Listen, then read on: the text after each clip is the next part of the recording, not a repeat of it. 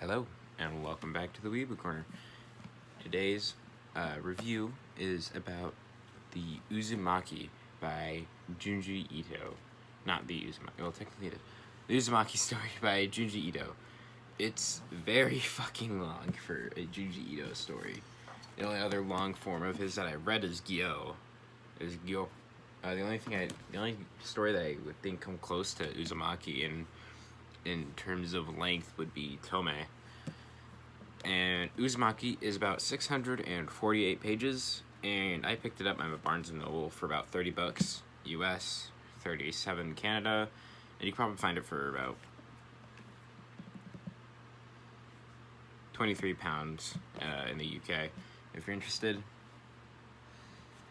I don't know why I'm out of breath. Yeah, we're talking about Uzumaki today, this honkin' masterpiece. It's a sci-fi cosmic horror fucking masterpiece. Very well written. I don't know why I did this.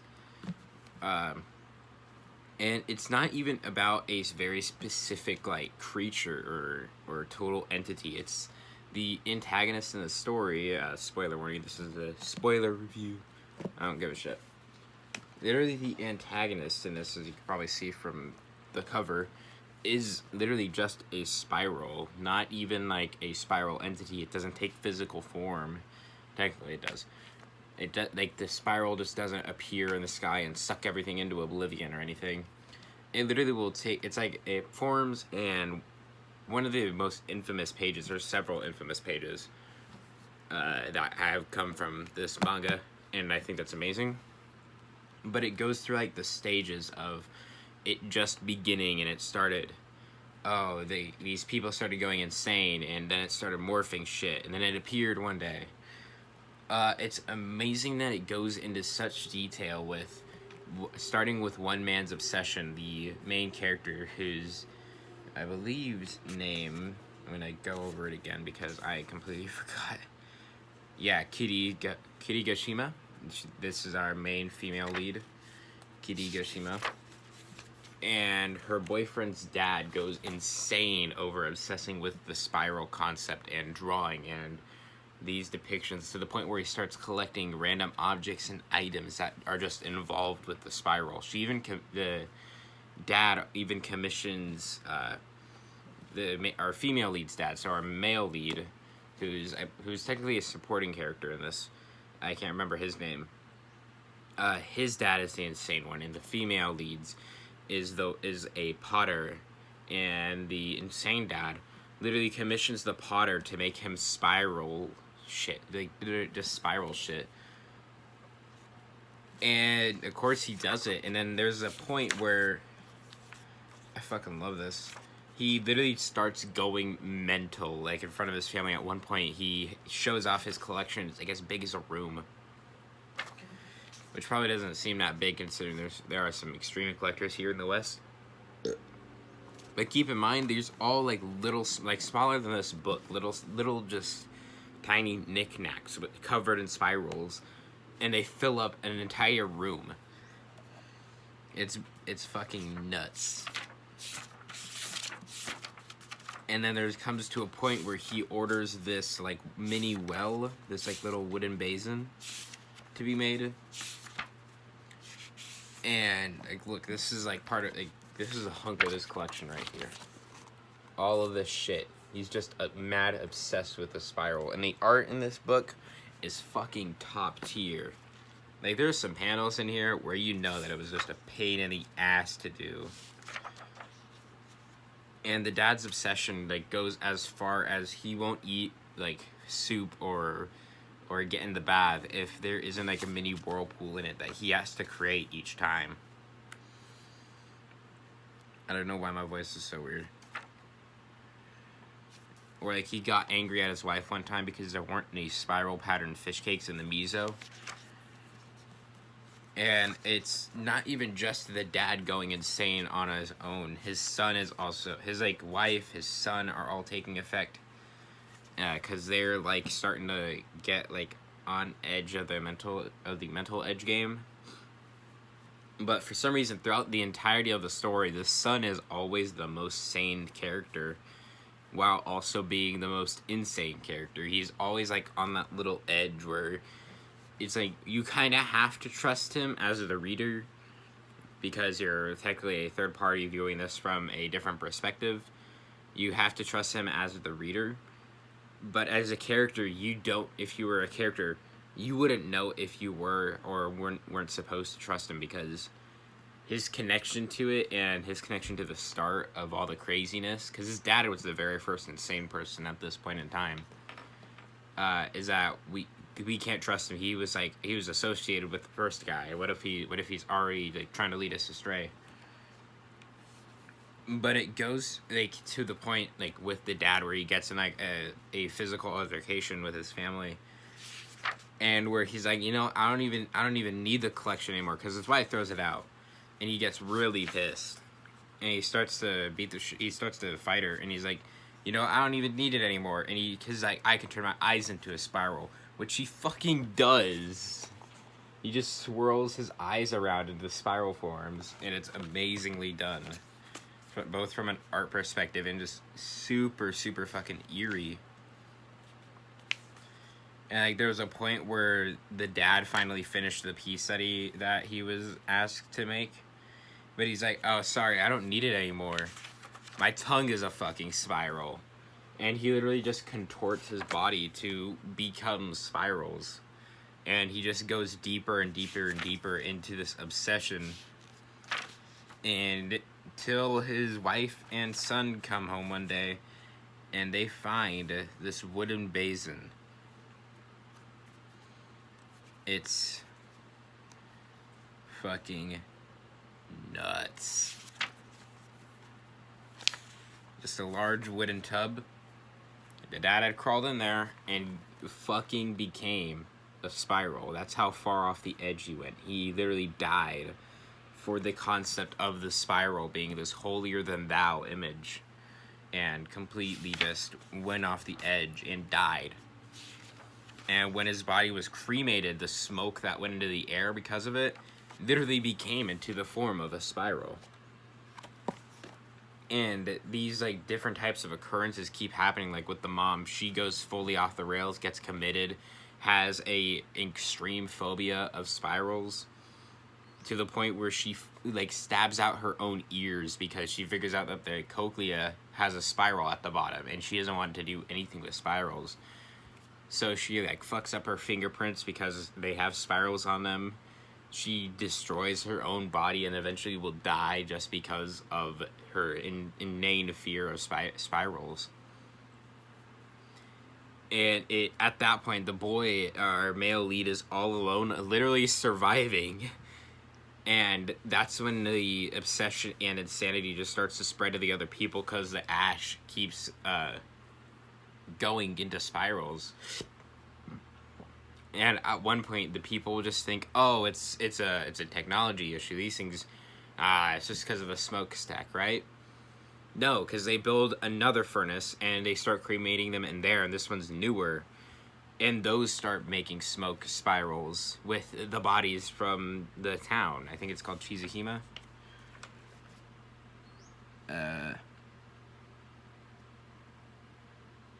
No, I'm stupid. Kurouzu-Cho. I'm an idiot. And they like start cremating. They're like, oh, what if it's just a wind thing for the area?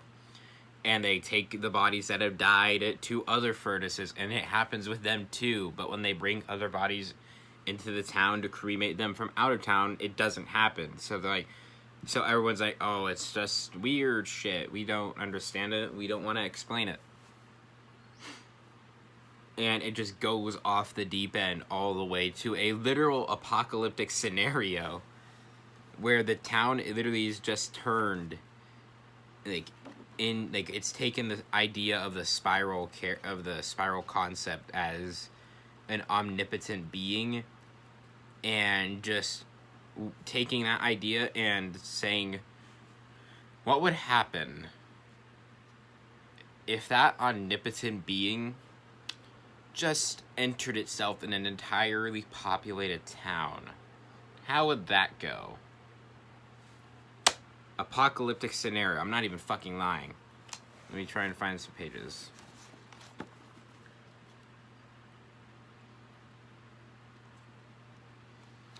But it's so nuts that even before then, these people, like, they start, like, everything morphs into spiral, like, objects. Like, so there are people that, when they get too slow, they will literally turn into fucking snails. That is, I'm being 110% serious. They literally turn into fucking snails.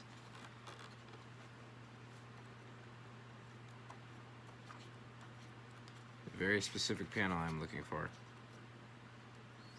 Here it is. Look at that shit. It's like if you become too slow, if you slow down too much, you turn into a snail. If you harm the snails in any way, you turn into a snail. And like at one point, even the lighthouse, like it just becomes obsessed, in a sense, with the spiral to the point where the light turns purple because of all the heat it's generating, and everyone that's gone to go check it out has died because they couldn't tell that it was so hot in there when the light turned on that it would literally cook them in a flash. Then there's like this chapter about mosquitoes invading, which I don't want to spoil because that's probably my favorite chapter. I mean, I could because this is like the in-depth, in quotes, review, but I don't care. But it's like about these mosquitoes invading, and everyone that's taken to the maternity ward, shit happens to them because of their pregnancies, and they attract more mosquitoes. And it's amazing. And at one point, this storm comes, this big typhoon that causes the post-apocalyptic scenario that I mentioned earlier. It literally just rips the whole town into nothing.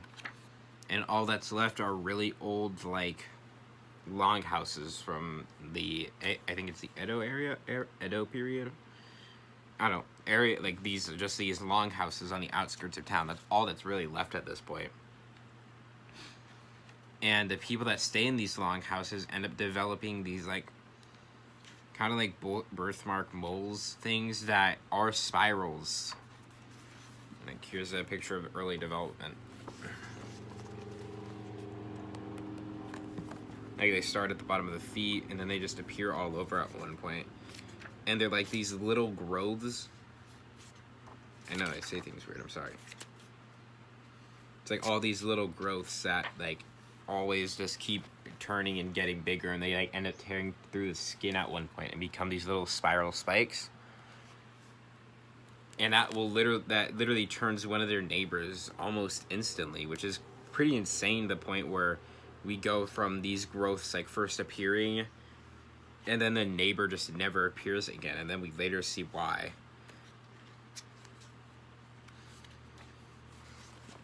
Starts off with this. Sorry about the quality. You can probably not tell too easily.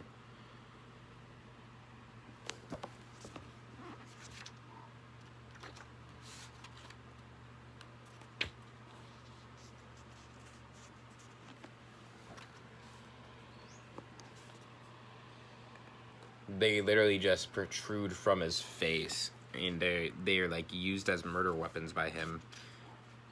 And I'm not sure he gets anybody. I think he nicks a few people, but I don't think he actually kills anybody. Hold up. Sorry about that. I had a phone call about a laptop. Still broken, by the way. But yeah, he literally just turns into this big spiral, like, creature, dude. Where all the growths have, he just used it, like, weaponized them. Even though he was, like, really unable to use them, he gets stopped fairly quickly. But it's still terrifying to think about.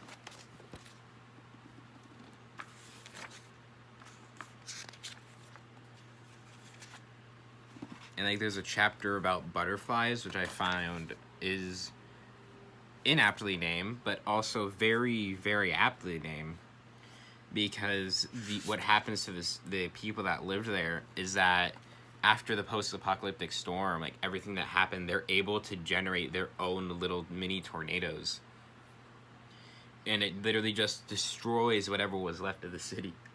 Excuse me. It destroys whatever was left of the village town they were in, and it goes from, like, a regular apocalypse to, like, kind of like aftermath of a hurricane thing, and it levels everything. There's no way out once you enter. You can't exit. And like whenever these extraction boats come, they will literally get sucked down. The town, the spiral itself that has overtaken this entire area and like held onto it like a fucking Klingon. Whatever enters cannot leave. And so whenever these port boats come in, or planes, or anything, any type of rescue that comes to try and reach them, even if it's extra supplies, they'll just get downed immediately. Like, if it's a boat, it'll get sucked into a giant-ass whirlpool. If it's a plane, it'll get struck down by mini tornadoes. And then whatever's left, the little street gangs that pop up, like, they'll ravage that shit. And then it comes to a point where the only real food left that's any good are the snail people. They will literally wait for them to pop out, kill them, and cook their flesh. It's so nuts. And I want to find a very specific page. There's a very specific page. I'm probably too far ahead.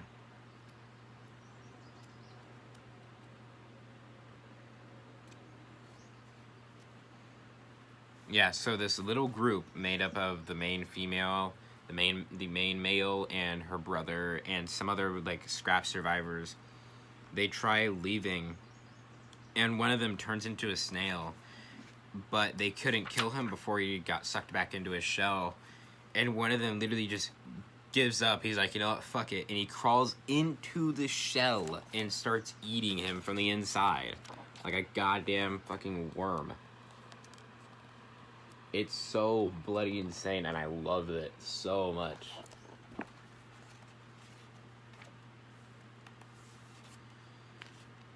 And it even comes like to a point where this tree stump forms a growth in the shape of the main male character's dad.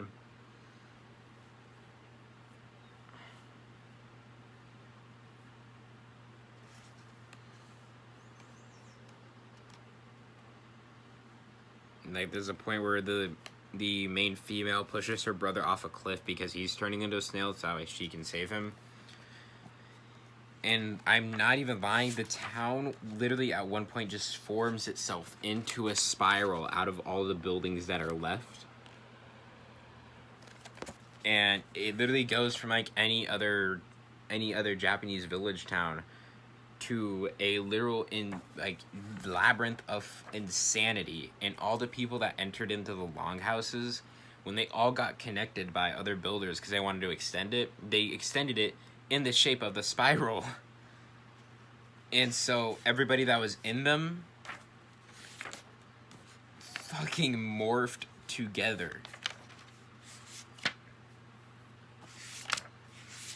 And like the guy that said, oh, I'm gonna put him on, I'm gonna extend the houses, he literally just becomes the caretaker, and whenever there's a dead body and they release it, they literally just huck it out, and this guy, the guy that was trying to connect everything, just takes it and dumps it and burns it.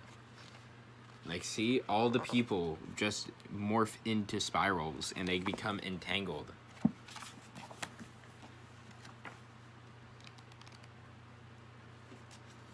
Like, to the point where once the full townhouses literally spill people out.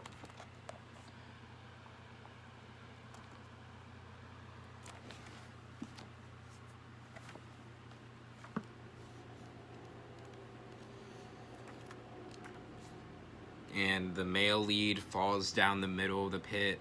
Everybody out one off, gets picked off one by one, until it's literally just the male and the female lead. And they're like, you know what, whatever, we're gonna go down the middle together. And they do. The male falls. We don't see him until the very end. And then the female lead just looks down after climbing down this giant stairwell.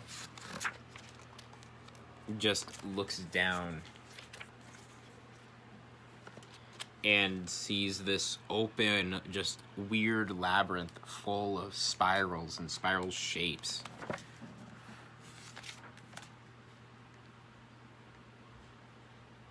And like all the dead bodies, they fell down here.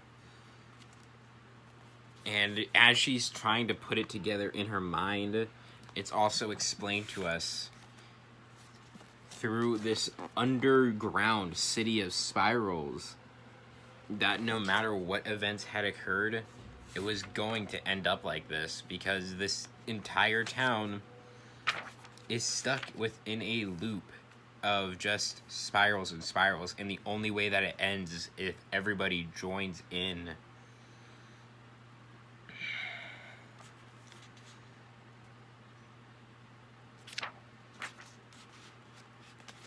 And so once everybody joins, it just resets again. And I will be reading the last few panels and sections. And with the spiral complete, a strange thing happened. Just as time sped up, when we were on the outskirts in the center of the spiral, it stood still. So the curse was over the same moment it began. The endless frozen moment I spent in Shuichi's arms. And it will be the same moment when it ends again. When the next Kurouzu-Cho is built amidst the ruins of the old one. When the eternal spiral awakens once more. Which means that the entire town is literally stuck in this loop where it never ends. So once the spiral buildings fall, another village will be built atop. And the same events are just going to happen again in a few 100,000 years. Which basically means all fighting efforts are fruitless because you're powerless to stop it. And that is horrifying. Whenever Junji Ito implements the idea of humanity being helpless to stop this impending force, like in, not in Gyo, where was it?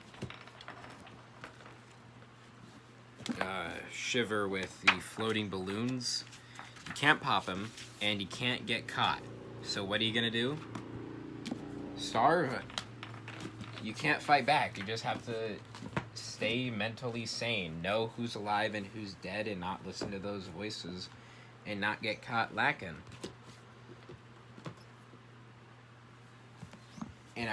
And that idea of us being powerless to stop whatever is harming us, that is truly horrifying. Whenever Junji Ito implements it into his stories, he always knocks that idea out of the fucking park. Because he doesn't make it just, fighting between good guys and bad guys. It's always just some cosmic force that we are unable to understand until the very end. It's like he just pulls it directly from the depths of hell and implements it and draws it in such a way that leaves you either feeling confused, empty, or horrified at the very end. There's little to no true happy ending, especially to this story, and I think that's amazing because he even implemented a few little short stories, like last chapters. One of them was about a galaxy that was discovered. That was a spiral as well, and the guy that discovered it, the main male lead who returns, like the way I imagine the last chapter is like, the eternal spiral's awaking again. And this is the form it's taken this time. It's a little galaxy discovered by the main male lead. And I'm saying that a lot. Tongue twister. And so the main male is like, I don't want to have to discover it anymore. You're being fucking insane. It's driving me nuts. I'm getting radio wave signals from the galaxy. Someone else can discover it. Here, bitch, you can have it. But then it just goes down to his girlfriend because she was the second one who saw it. And then the girlfriend relinquishes it to this insane dude who was the third one who saw it, became obsessed with it. And everybody's discovering little mini spiral galaxies, and they're all connected. And at one point, all the spiral galaxies disappear after the fucking nuts dude that almost killed the girl just to have the name of the spiral galaxy given to him, has his body exploded just from sheer signals reaching his brain. It's so weird and grotesque, and it's drawn in such a way where it's so fuck, dude. He literally just becomes obsessed, explodes, turns into a little mini black hole, is sucked up and beamed into space. And then all the galaxies literally just disappear forever. And they never reappear. And everybody that talks about them is seen as some weird person that hallucinated it.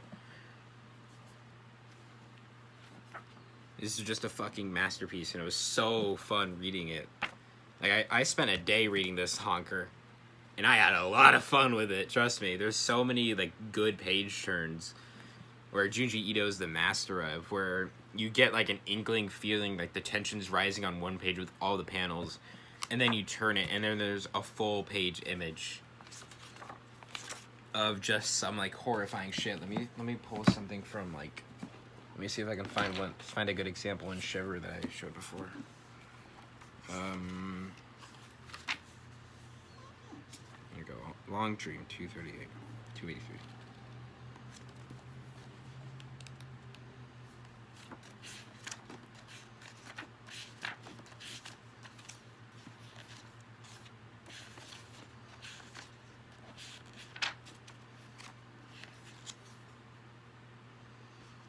And it doesn't even have to be an entire full page. It can literally just be like half a panel, like half a page. Like, see, we see the silhouette of the main guy. This is in a different story, by the way. And the doctors are like, "Oh my gosh, what happened?" Or, "How did your face and appearance has changed?" And we only see the silhouette. And one doctor is unnerved. The other's used to seeing these things happen. And then, boom. Immediately in your face is just the dude having aged, like, I think it's like 60, 70 years.